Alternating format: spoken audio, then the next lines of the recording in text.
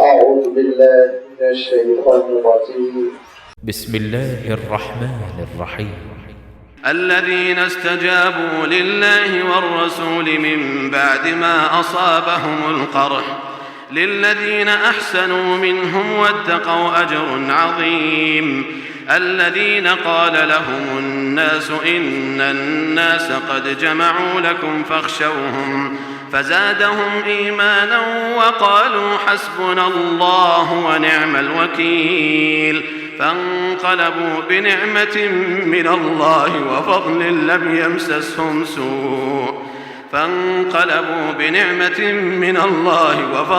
لم يمسسهم سوء واتبعوا رضوان الله والله ذو فضل عظيم. إنما ذلكم الشيطان يخوف أولياءه فلا تخافوهم وخافون إن كنتم مؤمنين.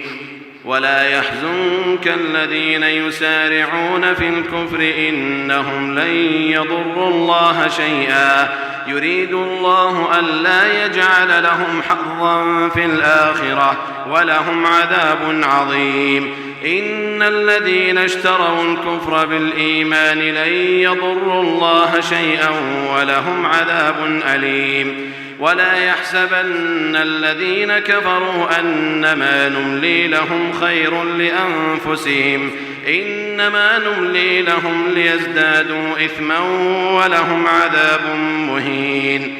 ما كان الله ليذر المؤمنين على ما أنتم عليه حتى يميز الخبيث من الطيب وما كان الله ليطلعكم على الغيب ولكن الله يجتبي من رسله من يشاء. فآمنوا بالله ورسله وإن تؤمنوا وتتقوا فلكم أجر عظيم. ولا يحسبن الذين يبخلون بما آتاهم الله من فضله هو خيرا لهم بل هو شر لهم. سيطوقون ما بخلوا به يوم القيامة ولله ميراث السماوات والأرض والله بما تعملون خبير.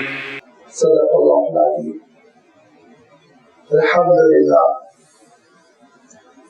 الحمد لله رب العالمين والصلاة والسلام على سيد المرسلين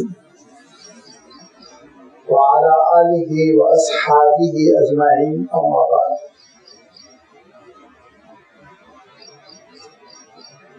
अभी आपके सामने सूरह आले इमरान का 18वां रुकू पढ़ा गया जिसका आगाज आयत नंबर 172 से हुआ और इख्तिताम आयत नंबर 180 पर हुआ। इन आयतों में गुफ्तगू का तसलसल बाकी है जो गुफ्तगू ग़ज़वा उहद के सिलसिले में शुरू हुई थी। आपकी खिदमत में बात बारहा की जा चुकी है कि सूरह आले इमरान में अल्लाह ताला ने अगरचे के वलद्दालीन की वज़ाहत फरमाई कि जिन्होंने हिदायत की राह को खो दिया, जलालत और गुमराही में जा पड़े, वो कौन है और उसका सबब क्या है। उसकी सबसे बड़ी मिसाल ईसाई दुनिया रही जिसने हजरत ईसा अलैहिस्सलाम के रास्ते को छोड़ दिया, गुमराही में जा पड़े। उन्होंने हजरत ईसा अलैहिस्सलाम की वाज़ेह और साफ सुथरी तालीमात को बालाए ताप रखा, चेक पॉइंट के पीछे चल पड़े। सबब यह था कि उन्होंने मोहब्बत अकीदत का तो दावा किया लेकिन इताअत रसूल को अहमियत न दी, जबकि रसूल जो भेजा गया था वो इताअत के लिए था। हजरत ईसा अलैहिस्सलाम के रास्ते पर चलना चाहिए था। ان کی ذمہ داری تھی کہ حضرت عیسیٰ علیہ السلام کی تعلیمات کو مضبوطی سے تھامتے، اور یہی محبت کا بھی تقاضا تھا، یہی عقیدت کا بھی تقاضا تھا، کیونکہ محبت اور عقیدت فرضی ہو جاتی ہے اس وقت جبکہ اطاعت نہ ہو۔ لہذا اللہ تعالیٰ نے توجہ دلائی کہ دیکھو اللہ کے رسول صلی اللہ علیہ وسلم کی بھی اطاعت ہونی ہے، ورنہ عیسائیوں جیسا اشر ہوگا۔ جو اللہ کے رسول صلی اللہ علیہ وسلم کے فرامین ہے، جو اسوہ ہے، جو تعلیمات ہے، آپ نے جو صحابہ کی تربیت فرمائی، اسی راستے پر چلتے رہنا۔ اور ہم لوگ اردو میں کہتے ہیں کہ سر منہ انحراف نہ کرنا، بال برابر بھی اس راستے سے ہٹنے کی کوشش نہ کرنا، یہ ہے اصل کامیابی۔ اسی میں برکت ہے، اسی میں اللہ تعالیٰ کی نصرت ہے، اسی میں فتح ہے، کامرانی ہے، غلبہ ہے، سب کچھ اسی میں ہے۔ اسی تسلسل میں، اسی بیک گراؤنڈ میں، اسی سیاق میں غزوہ احد کا تذکرہ ہوا، اور آغاز میں اللہ تعالیٰ نے ارشاد فرمایا کہ اللہ تعالیٰ کی نصرت اور اس کی مدد بدر میں کیسے نازل ہوئی اس کو ایک بار یاد رکھو۔ 313 تھے، دشمن 3 گنا زیادہ تھا، تم ذہنی طور پر لڑائی کے لیے تیار نہیں تھے، وہ لڑنے کے لیے تیار ہو کر آئے تھے، لوکیشن وہ تمہارے ہاتھ میں نہیں تھا، تم نیچے تھے، وہ اوپر تھے، تم کو پانی کی ضرورت تھی، ان کے پاس پانی تھا۔ یہ ساری چیزوں کے باوجود اللہ تعالیٰ نے تم کو غلبہ دیا، کیونکہ تم جو اللہ کے رسول صلی اللہ علیہ وسلم کی ہدایتیں تھی ان کو پکڑے ہوئے تھے، تھامے ہوئے تھے، اور یہ صحابہ کا الحمدللہ مزاج تھا۔ لیکن اس کے بعد پھر دوسرے سال ایک جنگ ہوئی احد تک، جو مدینہ منورہ سے بہت قریب ہے، اب تو شہر میں داخل ہے قریب قریب، وہاں تک دشمن پہنچ گیا، اور اس موقع پہ اللہ کے رسول صلی اللہ علیہ وسلم اپنے ساتھیوں کو لے کر چلے ڈیفینس کرنے کے لیے، دفاع کرنے کے لیے، اور اللہ کے رسول صلی اللہ علیہ وسلم نے ایک محاذ پر 50 لوگوں کو متعین فرمایا، اور یہ ارشاد فرمایا کہ تم کو یہاں سے نہیں ہٹنا ہے، یہ پوزیشن تم کو نہیں چھوڑنی ہے، چاہے کچھ ہو جائے۔ الحمدللہ اللہ تعالیٰ کی جانب سے مدد نازل ہوئی۔ خود اللہ تعالیٰ ارشاد فرماتا ہے کہ تم نے اپنی آنکھوں سے نصرت کو، غلبے کو، جنگ میں کامیابی کو دیکھا تھا، دشمن کو بھگایا تھا، شکست ہو گئی تھی، ان کی کمر ٹوٹ رہی تھی، لیکن اچانک ہوا یہ کہ اللہ کے رسول صلی اللہ علیہ وسلم کی اطاعت میں کسر رہ گئی، جس کو ہم نافرمانی کے الفاظ سے تعبیر بھی نہیں کر سکتے، ہم نافرمانی نہیں کر سکتے، ایک کمی رہ گئی کہ جب ان 50 افراد کو جو حضرت عبداللہ بن زبیر رضی اللہ تعالیٰ عنہ کی عمارت میں آپ امیر بنائے گئے تھے، اور ایک چوٹی پر پہاڑ کے خاص مقام پر آپ صلی اللہ علیہ وسلم نے ان سب کو نامزد کیا تھا، سب بڑے اچھے تیر انداز تھے، نشانہ ان کا چوکتا نہیں تھا، تو اللہ کے رسول صلی اللہ علیہ وسلم نے ان سے کہا تھا کہ جب تک میری اجازت نہ ہو اس موقف کو نہ چھوڑنا، لیکن انہوں نے دیکھا کامیابی ہو گئی، مسلمان فاتح ہیں، دشمن بھاگ رہا ہے، نگاہوں سے اوجل ہو رہا ہے، وہ پہاڑ سے اترنے لگے، باوجود اس کے کہ امیر حضرت عبداللہ بن زبیر تھے، وہ روک رہے تھے، سمجھا رہے تھے، لیکن وہ اتر گئے، اور یہاں اللہ کے رسول صلی اللہ علیہ وسلم کی اطاعت میں ایک کمی باقی رہ گئی تھی کہ ایک اجازت مل گئی تھی، آپ صلی اللہ علیہ وسلم اجازت دیتے کہ بھائی آؤ ادھر جاؤ، ہو گیا قصہ ختم، تب تو ٹھیک تھا، لیکن پہلے ہی انہوں نے فیصلہ کر دیا، اور پھر اللہ تعالیٰ ارشاد فرماتا ہے کہ جیتی ہوئی جنگ شکست میں تبدیل ہو گئی، فَأَصَابَتْكُمْ غَمًّا بِغَمٍّ، ڈبل صدمہ تم کو لگا، 70 मुसलमान शहीद हुए, अल्लाह के रसूल सल्लल्लाहु अलैहि वसल्लम जख्मी हुए, हालात बिल्कुल खराब हो गए। बड़ी मुश्किल से बाकी ईमानदार मुसलमानों को लेकर अल्लाह के रसूल सल्लल्लाहु अलैहि वसल्लम पहाड़ पर चढ़ाए।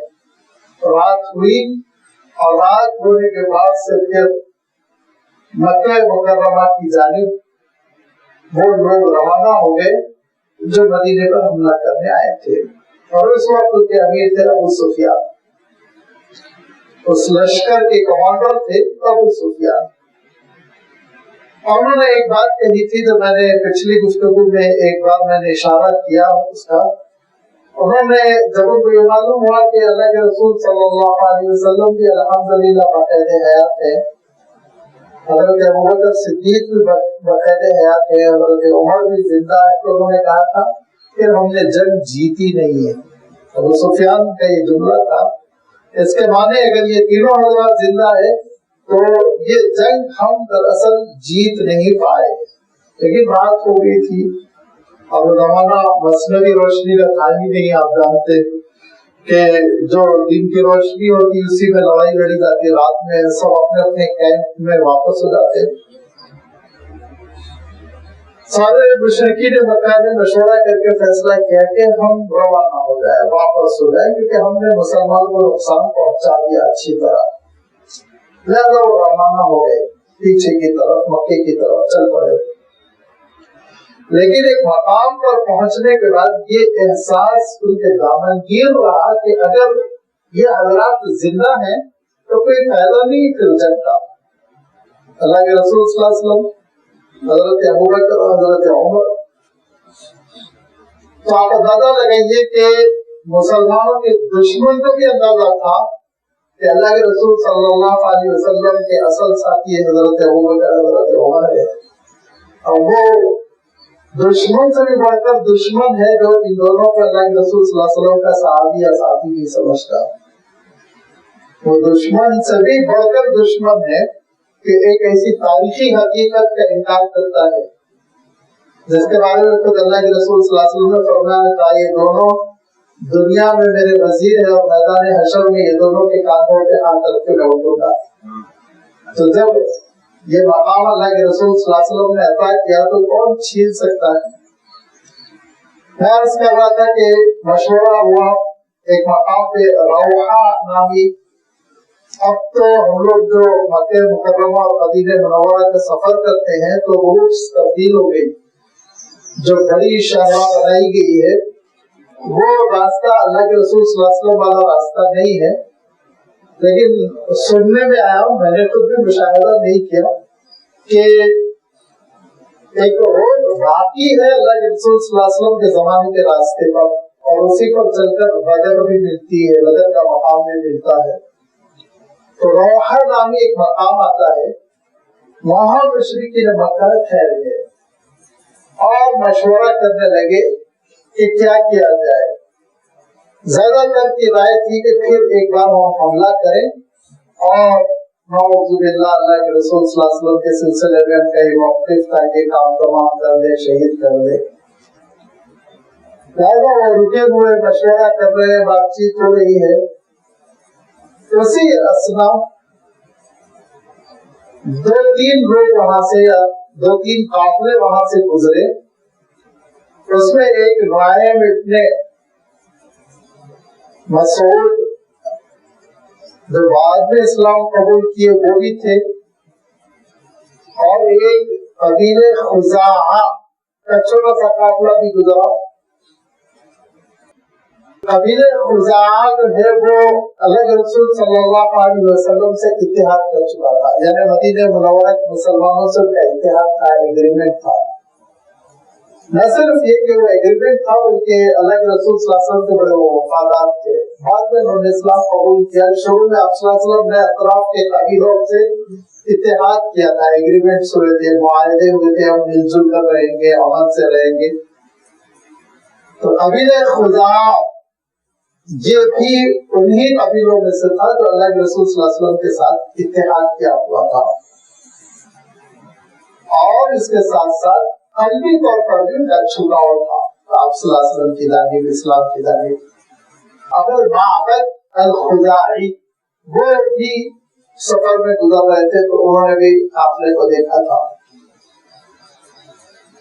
اللہ کے رسول صلی اللہ علیہ وسلم کو نعیم ابن مسعود سے یہ اطلاع ملی کہ یہ لوگ ٹھہرے ہوئے ہیں اور مشورہ کر رہے ہیں کہ ہم پلٹ کر پھر مدینہ منورہ پر حملہ کریں، اور ان دشمنوں کی رائے یہ ہے کہ چونکہ مسلمان زخمی ہیں، کمزور ہے، پریشان ہے، لہذا ابھی جلدی حملہ کر کر چھٹی کر دی جائے، اثر نو فریش ہو جائیں گے، طاقتور ہو جائیں گے تو دوبارہ حملہ مشکل ہوگا۔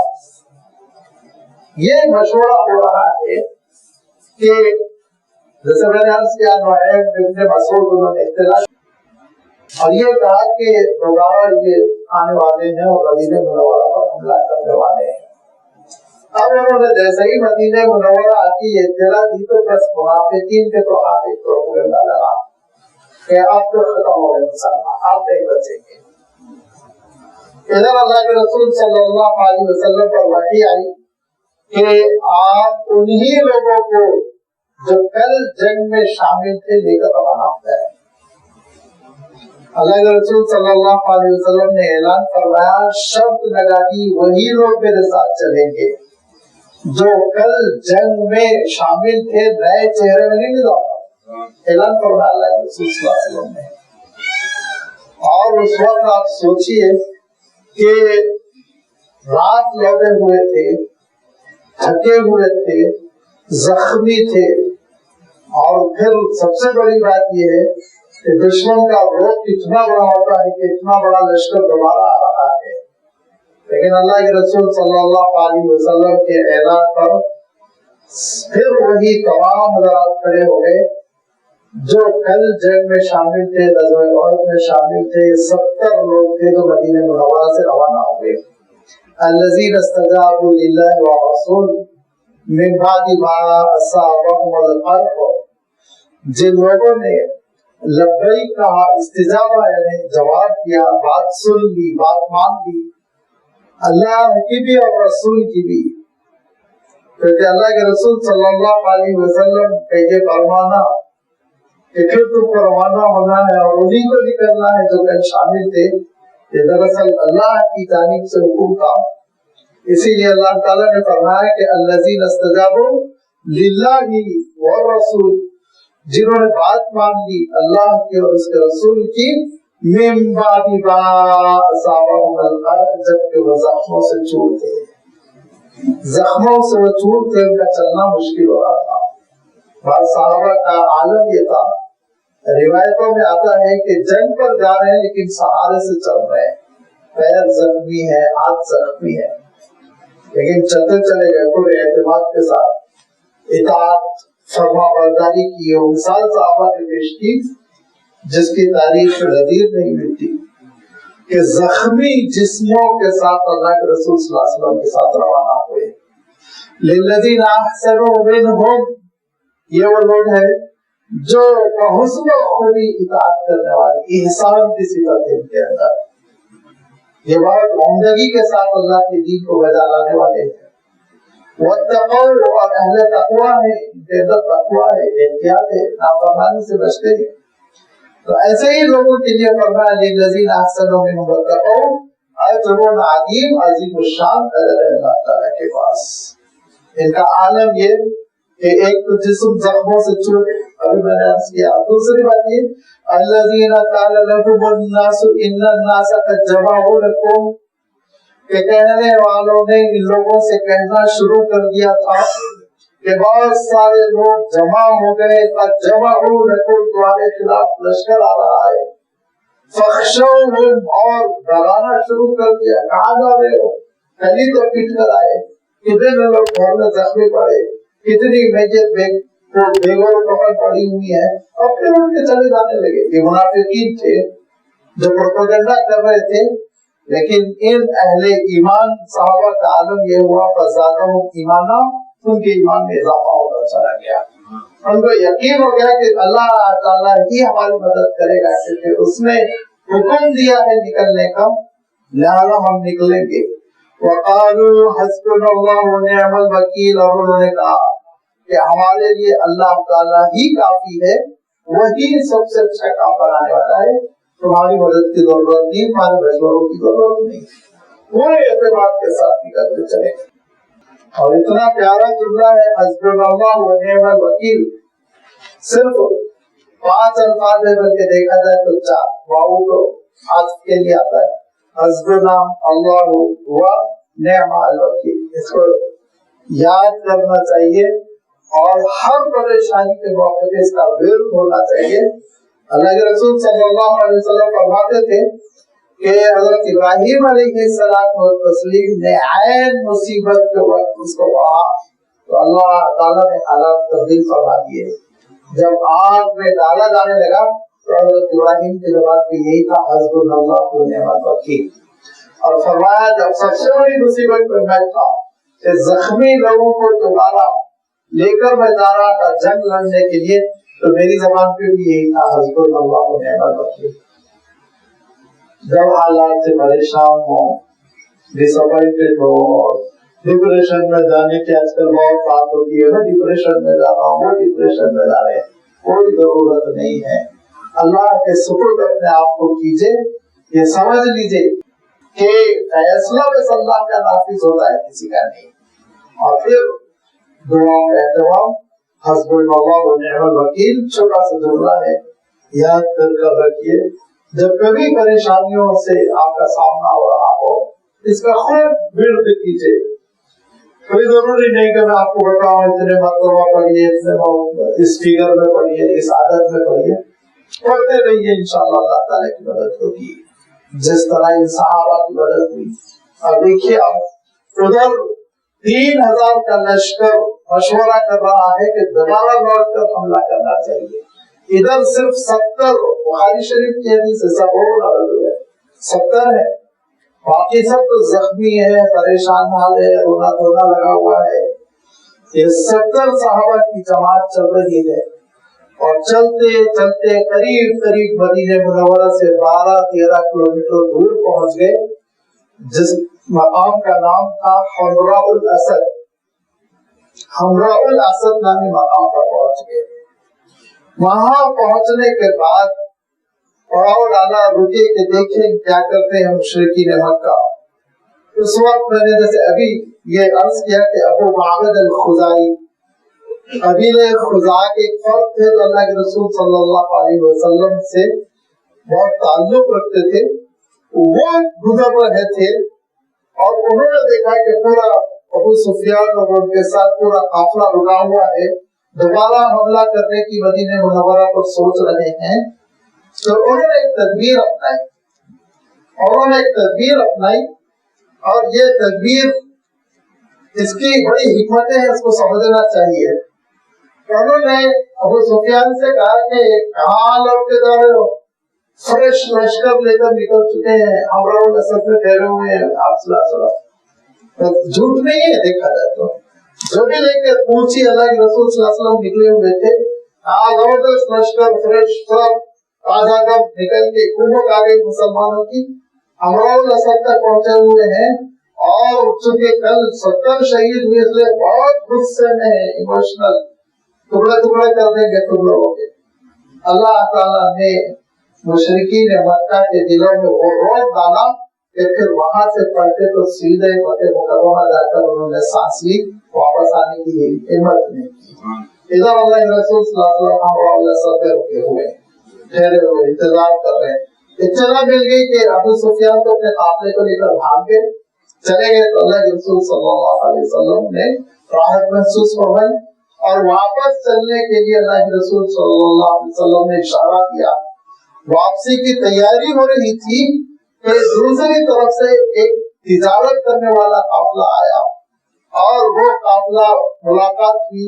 مدینہ منورہ قافلہ نہیں جانا چاہتا تھا کہ یہاں جانا چاہتا تھا, لیکن صحابہ نے ان سے تجارتی معاملہ کر کر مدینہ منورہ میں جن چیزوں کی ضرورت تھی وہ ساری چیزیں خرید لی. یہ دوہری مدد کی اللہ تعالیٰ کی.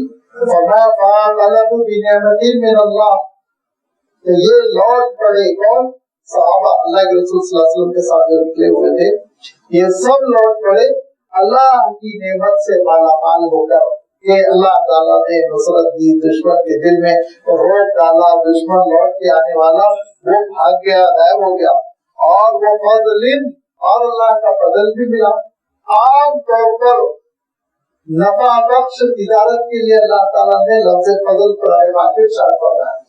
سورۃ الجمعہ میں آپ دیکھیں گے اللہ تعالیٰ ارشاد فرمایا فَإِذَا قُضِيَتِ الصَّلَاةُ فَانتَشِرُوا فِي الْأَرْضِ وَابْتَغُوا مِن فَضْلِ اللَّهِ حلال آمدنی، محنت کی آمدنی، یہ اللہ کا ایک فضل ہوتا ہے، بہت بڑی چیز ہوتی ہے۔ یہ بھی ایک عبادت ہے، عمل صالح ہے، ایک نیکی ہے۔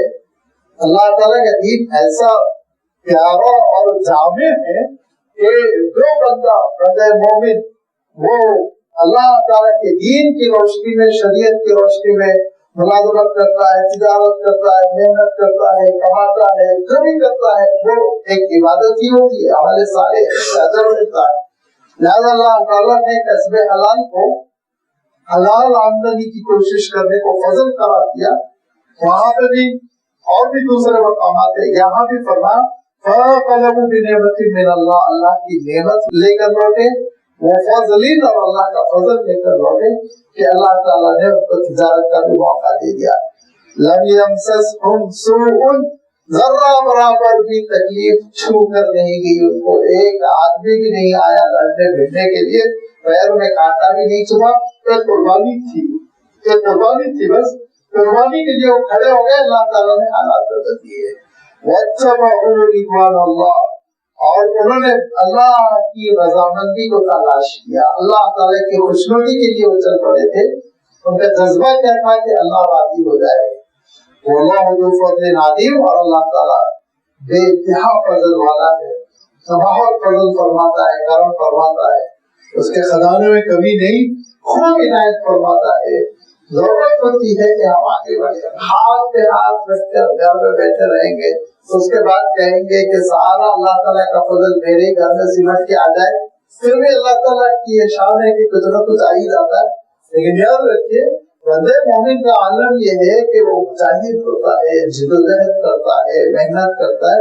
وَلَيْسَ لِلْإِنسَانِ إِلَّا مَا سَعَىٰ، اگر ہم بیج نہیں بوئیں گے، پانی نہیں دیں گے، درختوں کی حفاظت نہیں کریں گے تو پھل کہاں سے ملے گا؟ غلہ حاصل کرنے، فصل حاصل کرنے کے لیے، پھل حاصل کرنے کے لیے یہ محنتیں کرنی پڑتی ہیں، اس کے بعد اللہ تعالیٰ کے فضل کو تلاش کرو۔ لہٰذا فرما دیکھو بہت عنایت فرماتا ہے، اس کے خزانے میں کبھی نہیں، واللہ ذو فضل عظیم، وہ بہت عظیم الشان فضل والا ہے۔ یہ تو اللہ تعالیٰ کا فضل ہے، اس کی برکت ہے، اس کی رحمت ہے، اس کی نعمت ہے، اطاعت رسول کی وجہ سے اللہ تعالیٰ عنایت فرما رہا ہے۔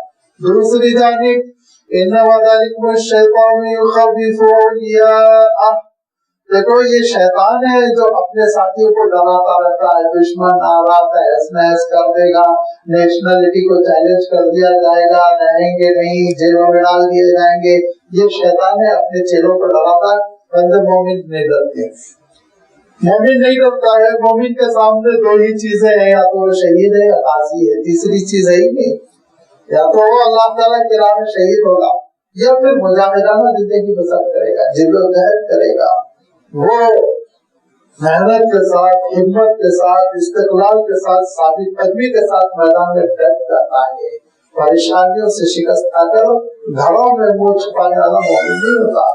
فرمایا جو ڈراتے ہیں نا، ڈراتے ہیں، اور یہ ڈرانے والے آج کل تو ان کو جو ہے سب سے زیادہ بڑا پلیٹ فارم مل گیا ہے میڈیا کے نام سے، اور ڈرائیں گے صبح سے شام تک، اسی لیے کم سے کم نیوز سنیے، کم سے کم نیوز سنیے، ایک بار سن لیجیے، باقی تلاوت کیجیے، تفسیر پڑھیے، احادیث پڑھیے، اللہ کے رسول صلی اللہ علیہ وسلم کے حالات، انبیاء کے حالات کیسے آزمائشوں سے گزرے، اس پر توجہ دیجیے، اس کے بعد آپ دیکھیے کون ہے جو آپ کو نقصان پہنچا ہے، بال بیگا نہیں کر پائے گا انشاءاللہ کوئی چیز۔ لہذا فرمایا نبی شیطان انما ذالکم الشیطان یخوف اولیاءہ، اللہ تعالیٰ ارشاد فرما رہا ہے مومنوں پہ اس کا اثر نہیں ہوتا، کس کو ڈرانے میں کامیاب ہوتا ہے؟ اپنے چیلوں کو، اولیاء کو، اپنے ساتھیوں کو، اپنے حمایتیوں کو ڈرا لیتا ہے، جو اس کے مسلک پر ہے، جو اس کے ہم مشرب ہے، جو اس کے مزاج کے حامل ہے وہ ڈرتے ہیں، دل کانپتا رہتا ہے، کانپتا رہتا ہے۔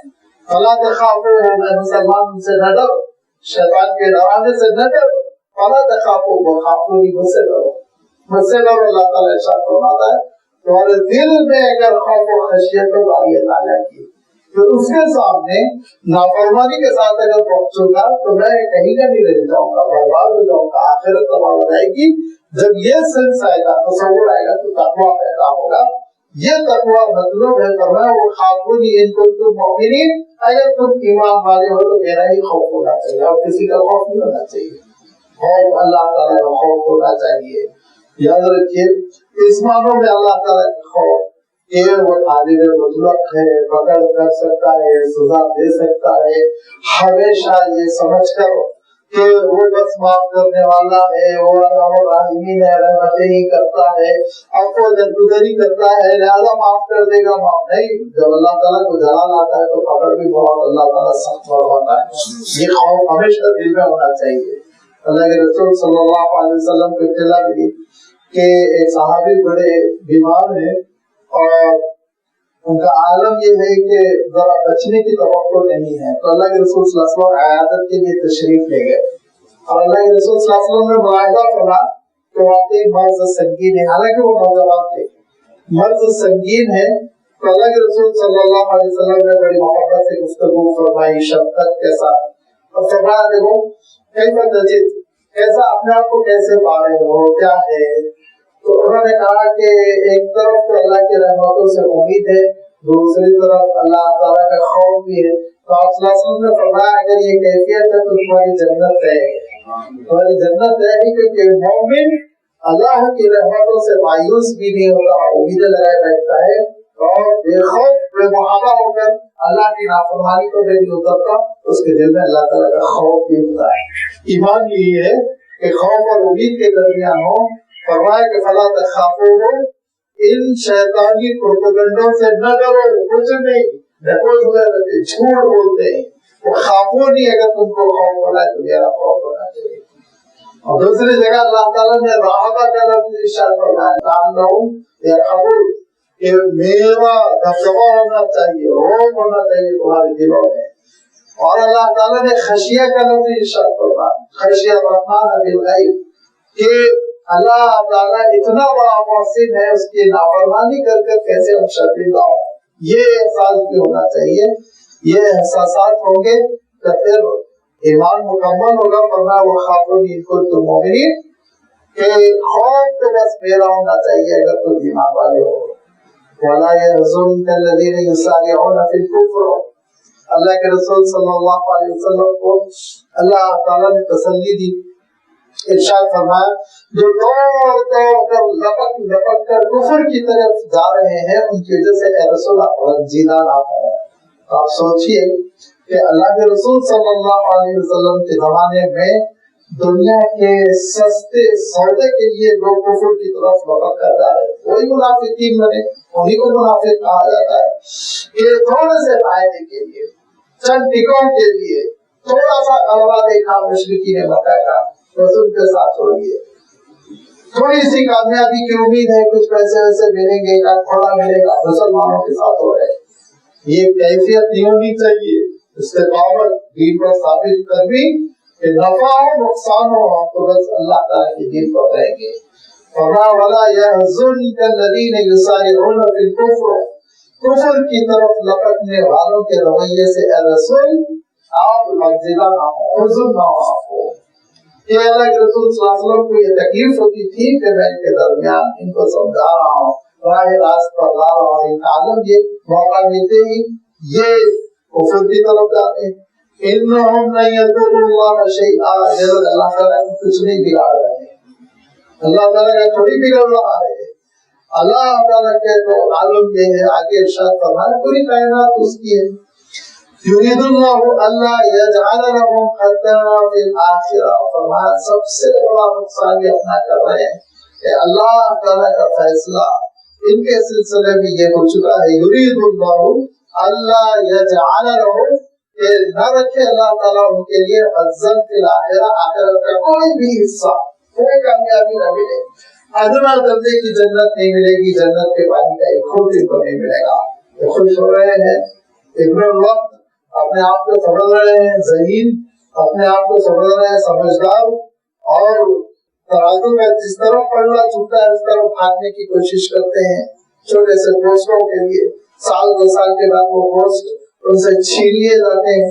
छोटे से ओहदों के लिए, मनसब के लिए, जो मनसब और ओहदा देकर उनको अपने काम का और अपने मकसद के लिए इस्तेमाल किया जाता है, उसके लिए कुफर की तरफ दौड़ते हैं, उसके लिए अहले कुफर की तारीफ करते हैं, उनकी हामे लाते हैं, उनके बदलों की बात करते हैं। फरमाया अल्लाह ताला का फैसला है कि उनको आखिरत की कामयाबी का ज़रा बराबर भी हिस्सा नहीं मिलेगा। वलहुम अज़ाबुन अज़ीम, और उनके लिए अजीम अज़ाब होगा। ये भी बात अल्लाह ताला ने सूरह बकरा में इरशाद फरमाई कि जो अपने आप को ईमान का समझते हैं और अहले कुफ्र के साथ जाके कहते हैं हम तुम्हारे साथ हैं, इन्ना माकुम इन्नमा नहनु मुस्तहज़िऊन, और ईमान वालों के साथ आते हैं तो कहते हैं कि कालू आमन्ना। और ऐसे लोगों के लिए बहुत दर्दनाक, अजीम, बहुत बड़ा अज़ाब है, बहुत बड़ा अज़ाब है, तसव्वुर नहीं कर सकते क्या क्या होगा इनके साथ। इसलिए होगा कि इन्नल्लज़ीना इश्तरौ कुफ्र बिल ईमान, ये ईमान के मुकाबले में कुफ्र को तरजीह देते हैं, ये खरीदते हैं कुफ्र को ईमान के मुकाबले में, ईमान को दांव पर लगाते हैं, ईमान को बेच डालते हैं चंद दुनिया के टिकटों के लिए। लई यदुर्रुल्लाह शैअन, अल्लाह का नुकसान थोड़ी पहुंचाते। वलहुम अज़ाबुन अलीम, इनके लिए दर्दनाक अज़ाब है। अज़ाबुन अज़ीमुन भी इरशाद फरमाया, अज़ाबुन अलीमुन भी इरशाद फरमाया।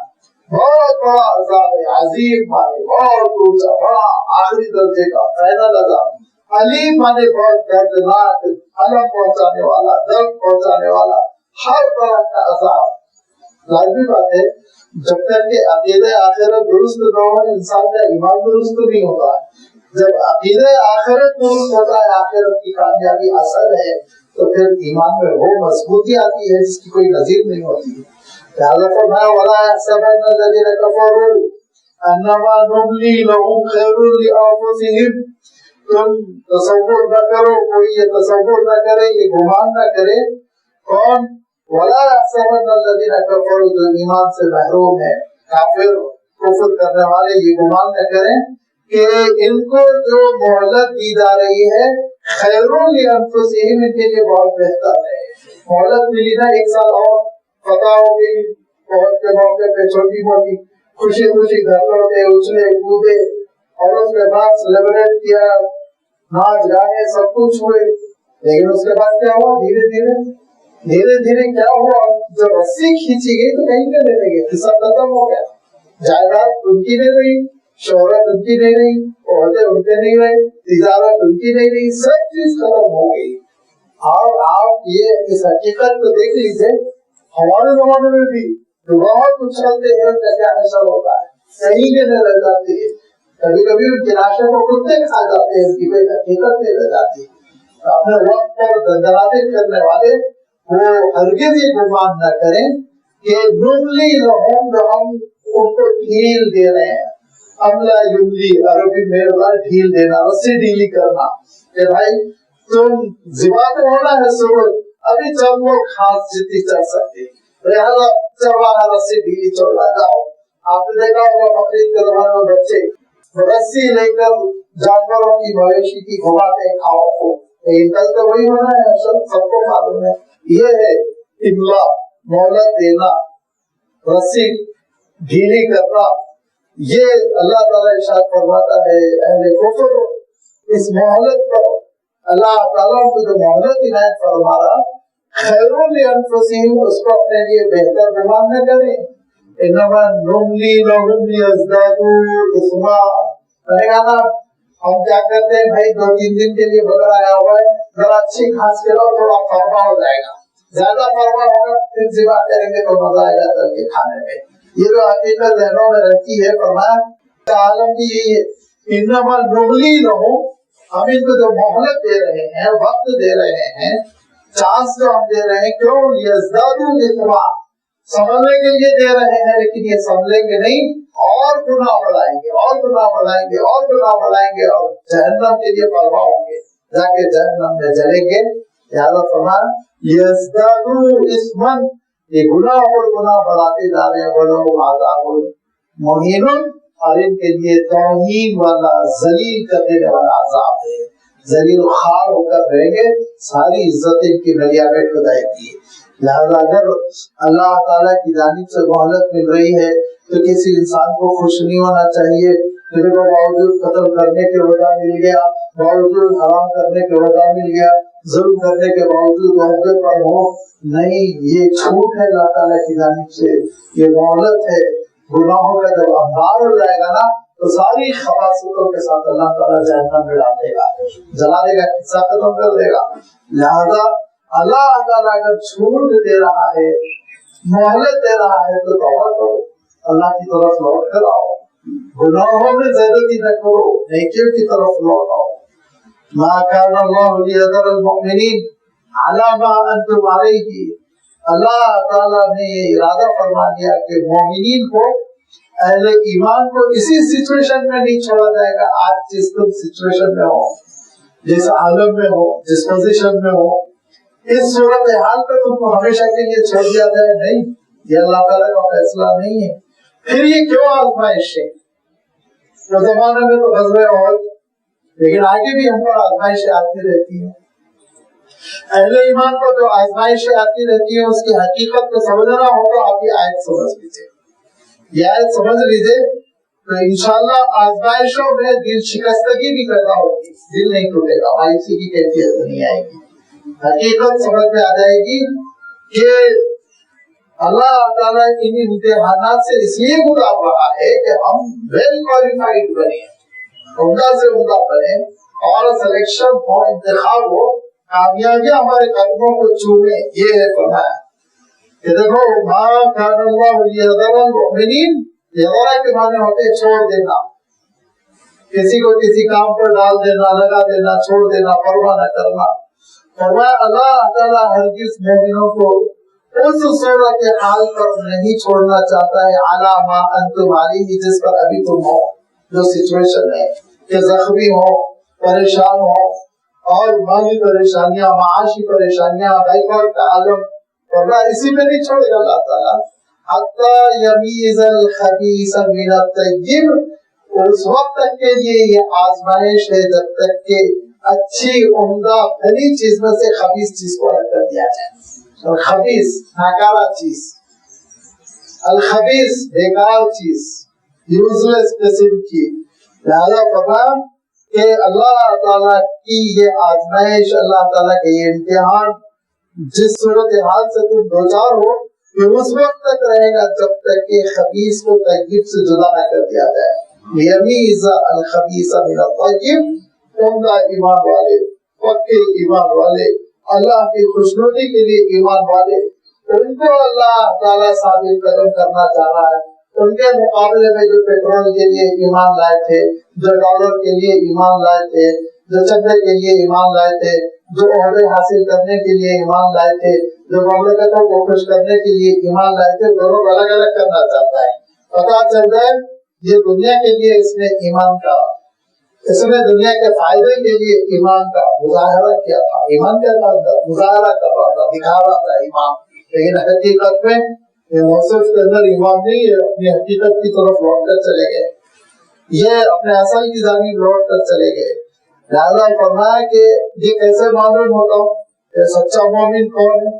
بھائی وہ 300 الگ ہوئے تبھی تو پتا چلا نا یہ منافقین ہے، ورنہ تو تمام صحابہ سمجھ رہے تھے یہ بھی بھولے بھالے مسلمان، لوٹ کے جانے کے بعد پتا چلا کہ یہ آستین کے صاف ہے، تب پتا چلا کہ یہ ان کا دل اسلام پہ منشر نہیں ہے، یہ تو فتوحات کو دیکھ کر مسلمان ہو گئے تھے۔ یہاں بہت سارے لوگ ہوتے ہیں دینی جھبا کوپا پہن لیتے ہیں، اس وقت کے کسی مسلم سوسائٹی کو پیسے مل رہے، کامیابی مل رہی ہے، اسی لیے میں نے پیٹرول کا لفظ استعمال کیا۔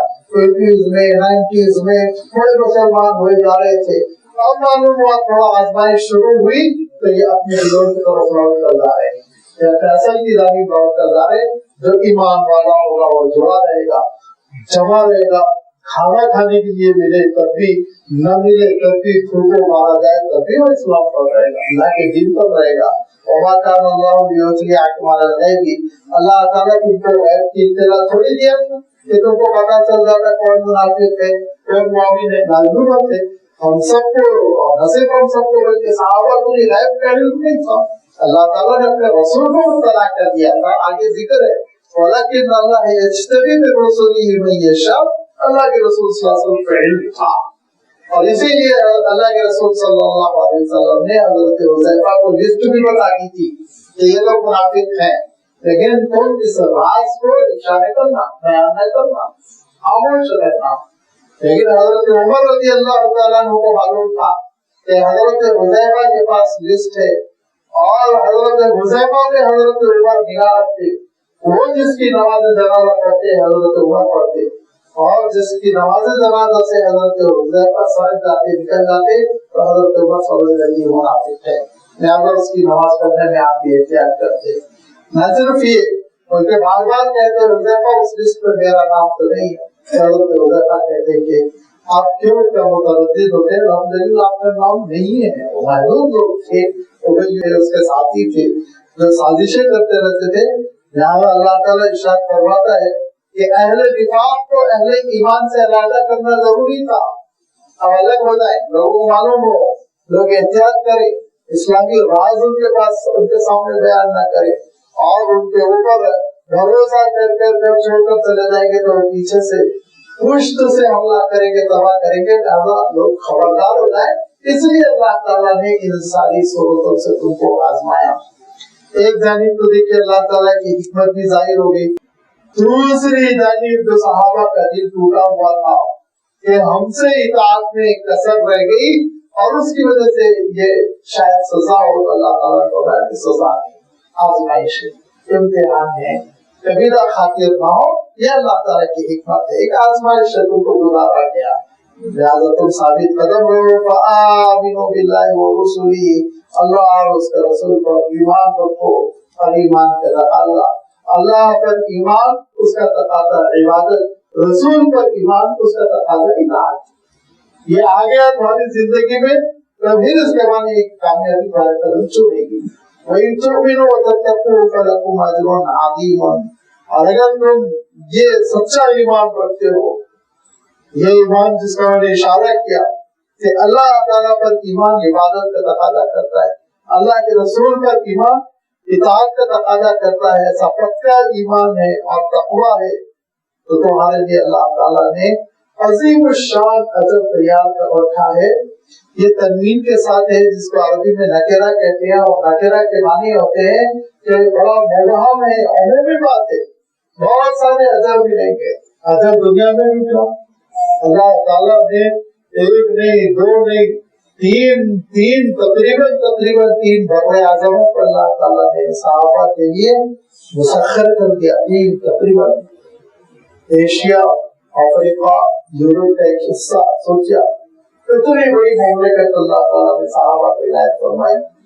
اور دوسری جانب آخرت کا مقام, آخرت کی سرخروئی, آخرت کی کامیابی, جو اصل اہل ایمان کا ٹارگٹ ہوتا ہے, اصل مقصد ہوتا ہے. تو فرمایا کہ اللہ کا اجر متعدد اقسام کا ہے, نیک نامی الگ, محبت الگ, شہرت الگ, عہدے الگ, دنیا الگ, ساری چیزیں اللہ تعالیٰ نے عنایت فرمائی. اور پھر آخرت کی کامیابی, آخرت کا اجر. وَإِن تُؤْمِنُوا, اگر یہ ایمان ہے پختہ اور تقویٰ ہے اور عمل صالح ہے, اللہ تعالیٰ کی فرما برداری ہے, اس کے رسول کی فرما برداری ہے, اطاعت ہے, تو پھر یاد رکھو تمہارے لیے بہت زبردست سے کہا جائے. وَلَا يَحْسَبَنَّ الَّذِينَ يَبْخَلُونَ بِمَا آتَاهُمُ اللَّهُ مِنْ فَضْلِهِ هُوَ خَيْرًا لَهُمْ. ایمان اور کفر کے درمیان بانٹنے والی چیز نماز ہے. اللہ تعالیٰ نے ارشاد فرمایا اقیموا الصلاۃ ولا تکونوا من المشرکین. نماز پڑھ رہے ہو تو آپ صلی اللہ علیہ وسلم فرماتے تھے لائن ہے کھینچی ہوئی, نماز ہے تو کفر نہیں, نماز نہیں ہے تو کفر ہے. الحمدللہ قرآن مجید بھی کلیئر ہے اس سلسلے میں, اور آپ صلی اللہ علیہ وسلم کے ارشادات بھی. اور ایمان اور نفاق کے درمیان لائن کھینچنے والی چیز انفاق ہے, خرچ کرنا. اگر پکا ایمان نہیں ہے, ایمان میں کمزوری ہے, تو پھر جیب مسلمان نہیں ہوتی. کبھی خرچ کرنے پر انسان آمادہ نہیں ہوتا. یہ نفاق کی علامتیں ہیں.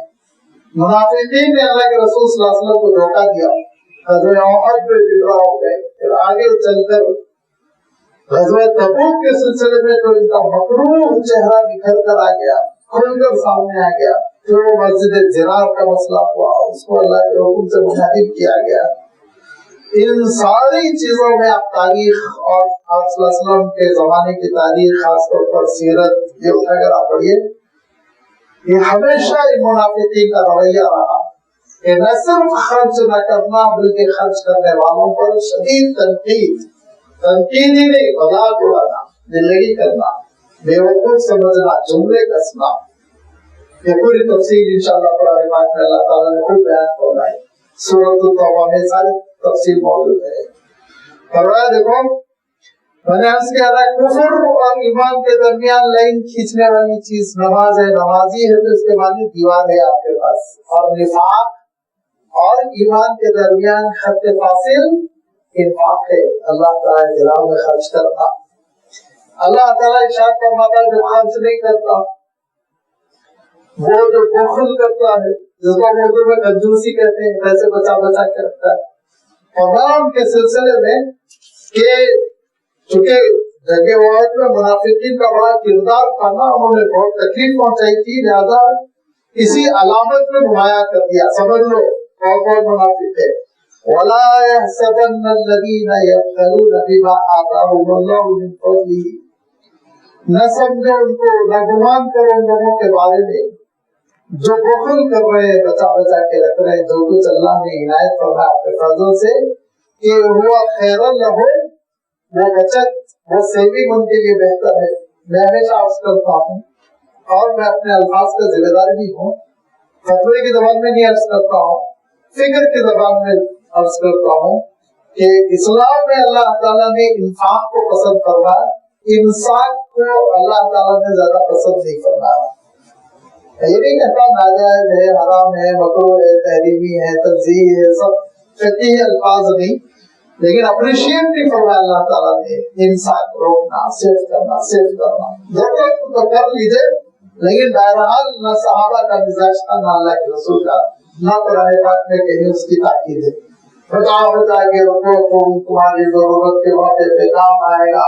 ہیلتھ انشورنس کرو, لائف انشورنس کرو, ہے قرآن پاک میں, حدیث میں ہے, کہیں خرچ کر دو, مصیبت آئے گی اللہ تعالیٰ کام آئے گا. اب تم ذرا مجبور ہے, دل تھوڑا کمزور ہے, رکھ لو اٹھا کر, لیکن اگر وقت رہے بہت سے خاص مقدار اور خاص مدت کے بعد زکات دینا تم پر فرض ہے, اس میں جلدی تم نہیں مانگ سکتے. لہذا اس حقیقت کو سمجھنے کے بعد آپ اس آیت کو سمجھیے کہ جو بخل کر رہے ہیں, بخل کیا ہے میں اس کی تھوڑی وضاحت کر دوں گا. جو بخیل بنے ہوئے ہیں وہ یہ نہ سمجھے بما آتاہم اللہ من فضلہ, اللہ نے جو ان کو اپنا فضل عنایت کیا تھا, تمہارا نہیں تھا, تمہاری ذہانت کا نتیجہ نہیں تھا, تمہارے ٹیلنٹ کا نتیجہ نہیں تھا. دیکھ لو تم تمہارے آس پاس میں کوئی تم سے کہیں زیادہ ذہین, کوالیفائڈ, ٹیلنٹڈ ہوگا, لیکن تمہارے مقابلے میں بہت غریب ہوگا. تو معلوم یہ ہوا انسان کو غرور نہیں ہونا چاہیے. میری لیاقتوں کا نتیجہ ہے, ہرگز نہیں. یہ قارون کا نظریہ تھا جس کو اللہ تعالیٰ نے زمین پر خسا دیا تھا. انما تمہارا علم مہندی, میرے علم کا نتیجہ, میری حسن تدبیر کا نتیجہ, ہرگز نہیں. یہ اللہ کا فضل ہے, کسی کو دے کر آزماتا ہے, کسی کو بغیر دیے آزماتا ہے. اور یہ اللہ تعالیٰ نے امتحان کو نبیوں کے ساتھ رکھی. حضرت سلیمان علیہ السلام کو دے کر آزمایا, حضرت عیسیٰ علیہ السلام کو نہیں دے کر آزمایا. جنگل کے پھل کھا کر وہ زندہ رہتے تھے. اللہ تعالیٰ کی بات کی حکمت ہے. لہذا اللہ تعالیٰ ارشاد فرماتا ہے کہ بما آتاہم اللہ من فضلہ, اللہ نے اپنے فضل سے جو عنایت فرمایا اس کو بچا بچا کر رکھنے والے یہ نہ سمجھے وہ خیر لہم کہ یہ سرمایہ کے لیے بہت بہتر ہے, کام بنانے والا ہے. تو کوئی کام بنانے والا نہیں ہے. بل وہ شر لہم, یہ ان کے لیے مصیبت ہے, وبال ہے, مصیبت ہے, وبال ہے. اور اس وبال کی تصویریں, اس وبال کی بھوگول کی تصویریں کلیئر پکچر ہم دنیا میں دیکھتے ہیں. جب گھر کا وارث مرتا ہے, جب گھر کا بڑا مرتا ہے, پولیس مرتا ہے, وارثین تو لڑتے ہیں آپس میں, جو بنٹوارے ہوتے ہیں, محبت کی جگہ نفرتیں پیدا ہوتی ہیں، اتنا مجھے ملنا چاہیے، اتنا مجھے ملنا چاہیے، بھائی بہن کا نہیں رہ جاتا، بہن بھائی کی نہیں رہ جاتی، اور بھائی بہن چلیے چھوڑی دیجیے، ماں کی اولاد سے، اولاد کی ماں سے لڑائیاں ہوتی ہیں، کوٹ کر کے جاتے ہیں چند ٹکوں کے لیے، چند گز زمین کے لیے، تو اس کو تم سے بہت بڑا کارنامہ چھوڑ کر وہی دینی تربیت کرتے، اخلاقیات دیتے، ایمان دیتے، توکل دیتے، صبر دیتے، اللہ کے رسول صلی اللہ علیہ وسلم سے محبت دیتے، تمہارے لیے ایسا ثواب بنتے ہو، قدم قدم پر تمہارے مقام کی بلندی کا ذریعہ بنتے ہیں۔ لیکن انسان کی مینٹلٹی بل وہ شر لہم، سیدھا سیدھا اللہ تعالیٰ ارشاد فرما رہا ہے، اور الفاظ اتنے آسان ہیں کہ آپ اپنی زبان میں سمجھ لیں گے، بل وہ شر لہم، یہ بچا بچا کے رکھنا تمہارے لیے وبال ہے، شر ہے، مصیبت ہے۔ سَيُطَوَّقُونَ مَا بَخِلُوا بِهِ يَوْمَ الْقِيَامَةِ، اور جو کچھ بخل کر رہے ہیں وہ قیامت کے دن گلے کا ٹوپ بن جائے گا، اور پھر گلے میں جو ڈالا ہوتا ہے پھندا، یہ گلے کا پھندا بن جائے گا، مصیبت ہو جائے گی۔ تو دیکھیے یہاں پہ دو تین چیزیں کی میں وضاحت کر دوں، ایک بخل، اردو میں بھی الفاظ استعمال کرتے ہیں لیکن ہم زیادہ پھر اردو میں کنجوسی کہتے ہیں، اور ایک لفظ آیا ہے شح، اس کو ہم ہرس کہتے ہیں، لالچی پر اردو میں، وہ لفظ یہاں نہیں ہے اسی لیے میں اس لفظ کو نہیں چھیڑتا ہوں، اگرچہ کوئی قرآن مجید میں دوسرے مقامات پر آیا، انشاءاللہ اس کی وضاحت آتی رہے گی۔ یہاں لفظ بخل آیا ہے، بخیل بخل کس کو کہتے ہیں؟ بخیل کس کو کہتے ہیں یا بخل کی جو صفت ہے وہ کس کو کہتے ہیں؟ یاد رکھیے، مال جب اللہ کے اور اللہ کے بندوں کے حقوق کی ادائیگی میں آگے آتا ہے تو وہ بخیل ہے، وہ بخیل ہے خطب کے ساتھ۔ کیوں؟ اس لیے کہ دیکھیے مالی پوزیشن الگ ہوتی ہے نا، ایک لاکھ کی آمدنی ماہانہ 1 لاکھ ہے، ایک سال کی آمدنی 10 لاکھ ہے، ایک سال کی آمدنی ہو سکتا ہے 1 کروڑ، اللہ سب کو عنایت کرنا چاہیے، پوزیشن الگ ہوتی ہے۔ تو اب معلوم یہ ہوا کہ کتنا خرچ کرنے والے کو آپ بخیل کہیں گے، کتنا خرچ نہیں کرنے والے کو آپ فیاض کہیں گے، سخی کہیں گے، یہ فیصلہ کرنا مشکل ہے۔ لہٰذا ایک ہی حقیقت کو مفسرین نے فرمایا، یاد رکھو کہ جو حقوق اللہ ہے، جو حقوق العباد ہے، وہ ادائیگی میں مال کی محبت آڑے آ رہی ہے، وہ ادا نہیں ہو رہے ہیں تو یہ صاحب بخیل ہے، ان کے اوپر آپ بخیل کا فتویٰ لگا سکتے ہیں۔ مثلا ماں باپ کی خدمت، پیسے نہیں نکل رہے جیب سے، اولاد کی اچھی تربیت، پیسے نہیں نکل رہے جیب سے، رشتہ داروں کی مصیبت میں کام آنا، پیسے نہیں نکل رہے جیب سے، مصیبت زدہ پڑوسی، اس کی مصیبت میں اس کا دم غلط کرنا، ساتھ دینا، پیسے جیب سے نہیں نکل رہے، پریشان حال، بیمار، پسماندہ، تڑپتا ہوا، بوڑھا بوڑھی، معذور، وہ سامنے تڑپ رہے، سسک رہے، جیب سے پیسے نہیں نکل رہے، ماں پر پیسوں سے، یہ پیسوں کو ڈالنا ہے، لے جا کے بینک میں جمع کرنا ہے، سیونگ بڑھانا ہے، تو یہ صاحب بخیل ہے۔ اس بخیل کو صحابہ گالی سمجھتے تھے، گالی اتنا برا سمجھتے تھے کہ سب کچھ ہو سکتا ہے، بخیل مت کہو کہتے تھے۔ اچھا صحابہ کو چھوڑ دیجیے، اللہ کے رسول صلی اللہ علیہ وسلم کچھ تقسیم فرما رہے تھے۔ اب آپ جانتے ہیں نا، اللہ کے رسول صلی اللہ علیہ وسلم اپنے لیے کچھ نہیں اٹھا کے رکھتے تھے، یہ عمومی مزاج تھا۔ کچھ تقسیم فرما رہے ہیں، کوئی بیت المال کی رقم، تو حضرت عمر رضی اللہ تعالیٰ عنہ نے کہا کہ اللہ کے رسول یہ شخص سے زیادہ مستحق دوسرا ہے، تو کہا ابھی دینے دو، مشورے بتاؤ کہ دینے دو، کیوں؟ اس لیے کہ اگر اس شخص کو میں نہیں دوں گا تو یہ مجھے بخیل سمجھے گا۔ اور اس کے بعد آپ صلی اللہ علیہ وسلم نے جو نفی فرمائی نا، وہ نفی کے جو الفاظ ہیں، جو آپ صلی اللہ علیہ وسلم نے تردید فرمائی، اس کے جو الفاظ ہے وہ اللہ کے رسول صلی اللہ علیہ وسلم کو جو جواب کلیم ملے تھے نا، فصاحت اعلیٰ درجے کی اللہ کے رسول کو اللہ کی جانب سے عطا ہوئی تھی، اس کی ایک دلیل ہے، اس کا ایک نمونہ ہے۔ آپ صلی اللہ علیہ وسلم ارشاد فرماتے ہیں، میرے سامنے دو سچویشن ہے، بخاری شریف کی حدیث ہے اور کئی کتابوں میں آپ کو ملے گی، اور وہ میرے سامنے دو چوائس ہے، ایک تو میں اس کا ہاتھ روک لوں اور مجھے کہہ کے چلا جائے بخیل، یا پھر یہ کہ میں اس کو دے دوں، اگرچہ کہ اتنا مستحق نہیں ہے جتنا تم جس کے بارے میں مشورہ دے رہے ہو وہ مستحق ہے، لیکن یہ اس کو میں دے دوں اور اس کے منہ سے بخل کا لفظ نہ نکلے، یہ تو میں دوسرے کو اپناتا ہوں کیونکہ لست ببخیل فرما، بخیل نے فرما، باخل اور بخیل میں فرق ہوتا ہے عربی کے اعتبار سے، عربی کے اعتبار سے قتیل اور قاتل میں فرق ہوتا ہے، عربی کے اعتبار سے جریح جارح میں فرق ہوتا ہے۔ باخل کبھی ایک آدھ مرتبہ بخل کر دینے کو کہتے ہیں، بخیل پیشہ ور صبح سے شام تک بخیل رہتا ہے، جس کی صفت ہوئی، جس کی کوالٹی ہوئی، ہمیشہ بخل کرتا رہتا ہے، اس کو بخیل کہتے ہیں۔ ایک آدھ بار کر گیا تو باخل کہتے ہیں۔ لہٰذا آپ صلی اللہ علیہ وسلم نے فرمایا لست بباخل، میں زندگی میں ایک مرتبہ بھی بخل کرنے والا نہیں ہوں، بخل مجھے چھو کے نہیں گیا ہے، لہٰذا میں اس کو دیکھ کر اس کا منہ بند کرنا چاہتا ہوں، یہ تہمت بخل بھی نہ لگے مجھ پر، اتنا ناپسند فرمایا اللہ کے رسول صلی اللہ علیہ وسلم نے۔ ارے قافلہ آیا اور اللہ کے رسول صلی اللہ علیہ وسلم نے حالات معلوم کیے اور کہا تمہارے سردار کون ہے؟ تو کہا اللہ کے رسول سو کوئی نام دیا گیا، کیسے اچھے ہیں، دیندار ہے، اہل تقویٰ ہے۔ کہا سب ٹھیک ٹھاک ہے، خوب نمازیں پڑھتے ہیں، مگر وہ بخیل ہے۔ کہا لیکن وہ بخیل ہے، تو آپ صلی اللہ علیہ وسلم نے جواب دیا کہ ایو دائن ادوا من البخل، بخل سے بڑھ کے کون سا مرض ہوگا؟ صحیح ترجمہ ہے، بخل سے بڑھ کر کون سا مرض ہو سکتا ہے؟ سب سے بڑا مرض تو یہی ہے، تباہ کر دیتا ہے انسانوں کو، ماں باپ کا نہیں رکھتا، بھائی بہنوں کا نہیں رکھتا، اس کے بعد ڈھیر سارا سرمایہ چھوڑ کر چلا جاتا ہے، نہ رشتوں کا پاس و لحاظ، نہ انسانیت کا پاس و لحاظ، وہ سارا کا سارا مارے گنج بن کر ساؤں سے بیٹھ جاتا ہے، پیسوں کے ویسا بیٹھا رہ جاتا ہے، پیسہ ختم ہو جاتا ہے۔ تو آپ صلی اللہ علیہ وسلم نے فرمایا کہ بخل سے بڑھ کے کیا بیماری ہو سکتی ہے؟ سب تعریف کر کے تم نے ایک کہہ کر ڈنڈی مار دی، پورے بلوچ میں تین لگا دی تم نے، پوری آواز کر کے کتنے ختم ہو گیا، کیا رہ گیا؟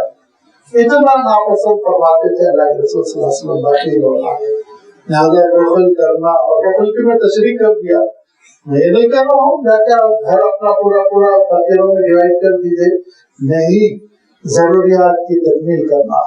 جو انسان جتنا آپ سے خیر کا حقدار ہے، آپ اس کا رشتہ نبھانا چاہیے، اتنا رشتہ پورا نبھانا چاہیے، خرچ کرنا چاہیے، دینا چاہیے۔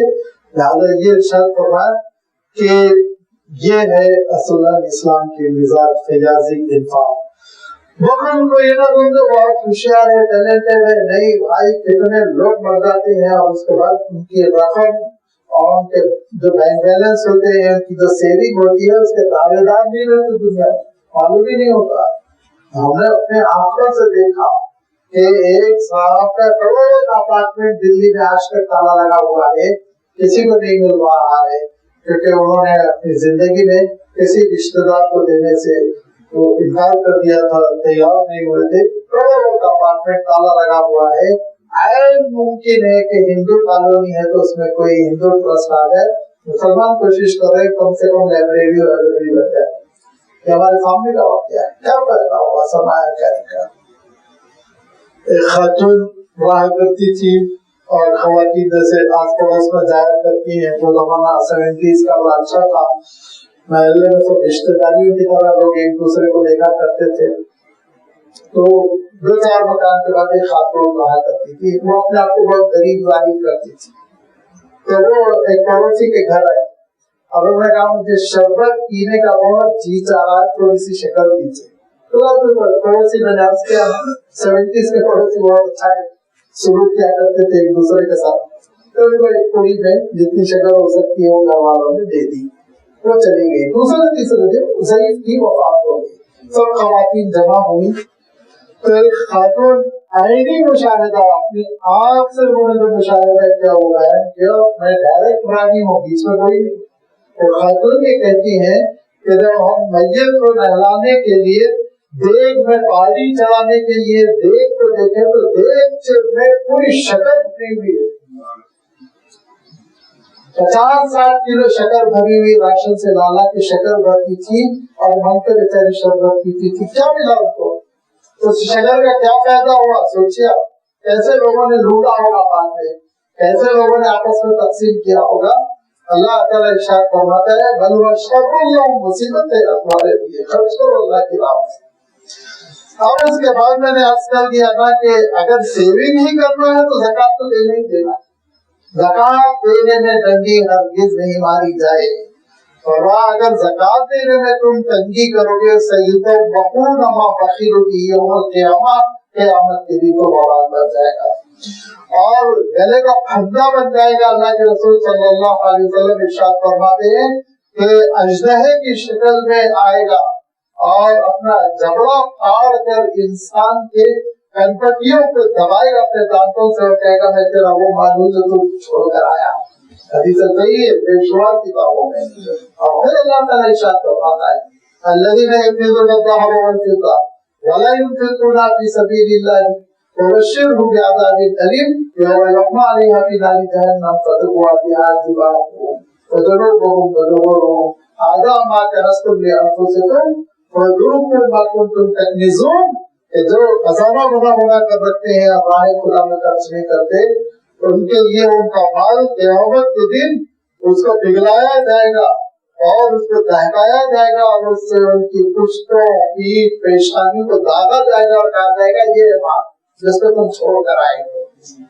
زکات میں تو برابر بے ایمانی نہ ہو, کچھ اضافہ دے دیجیے تو بہتر ہے. چل جائیں گے سوچ کے کم کر کے دینے کی میں یہ کوئی دوا کا ڈوز نہیں ہے, دوا برابر بڑھ جائے گا تو اس سے سائڈ افیکٹ ہوگا, دے دیجیے غریب کے کام آئے گا. اسی لیے فتوے کی بنیاد ہے, یاد رکھیے زکات کے مسئلے میں فتوے کی بنیاد یہ ہے کہ فتوا اس میں دیا جائے گا جس میں غریبوں کا نفع ہوگا.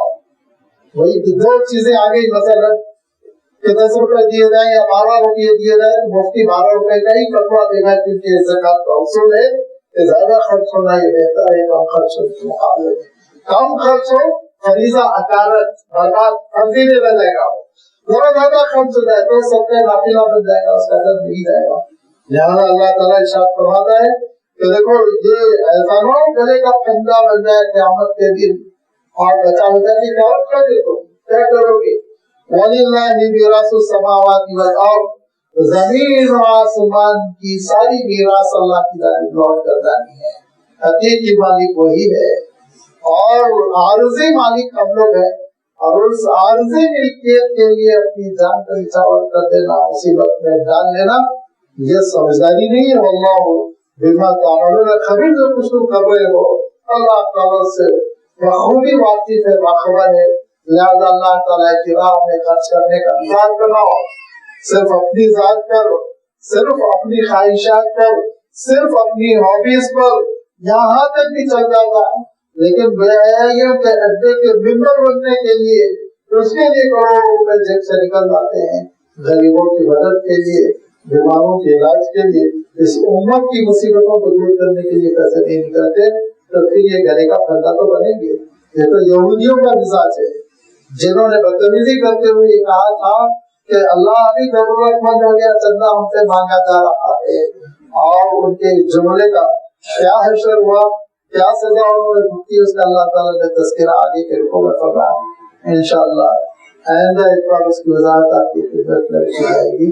وآخر دعوانا الحمد للہ رب العالمین.